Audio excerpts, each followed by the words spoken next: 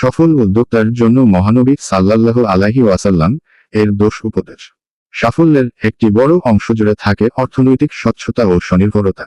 আধুনিক পুঁজিবাদী সমাজে মুনাফার জন্য অনৈতিক পথ অবলম্বন করাকে অনেকে স্মার্টনেস মনে করেন, কিন্তু নবীজি সাল্লাল্লাহু আলাইহি ওয়াসাল্লাম শিখিয়েছেন সততা ও বিশ্বস্ততাই হলো ব্যবসার আসল মূলধন।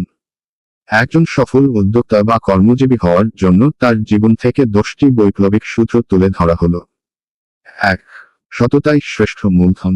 ব্যবসার সাফল্যের জন্য মিথ্যার আশ্রয় নেওয়া সাময়িক লাভ দিলেও দীর্ঘমেয়াদে তা ধ্বংস ডেকে আনে।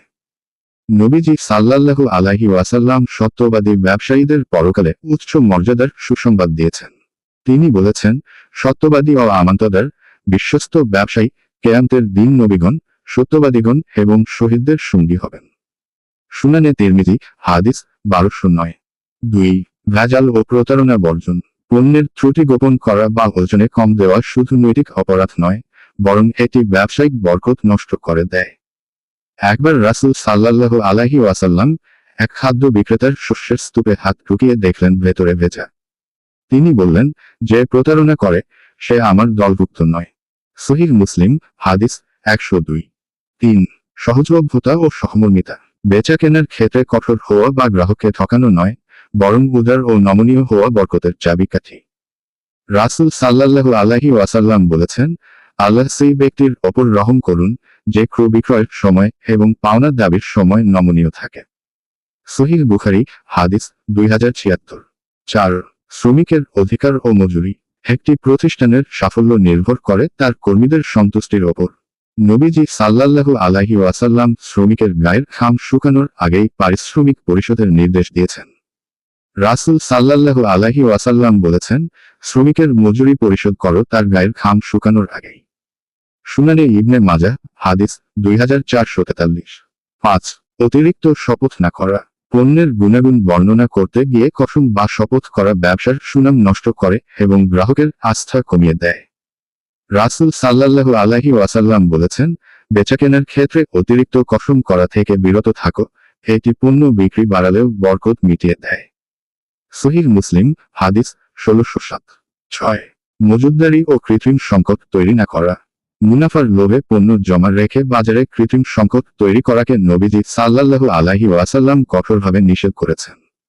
রাসূল সাল্লাল্লাহু আলাইহি ওয়াসাল্লাম বলেছেন, পণ্য মজুতকারী ব্যক্তি অত্যন্ত অপরাধী। সহিহ মুসলিম, হাদিস 1605। 7. ঋণের ক্ষেত্রে স্বচ্ছতা। পেশাদার জীবনে লেনদেনের স্বচ্ছতা অপরিহার্য।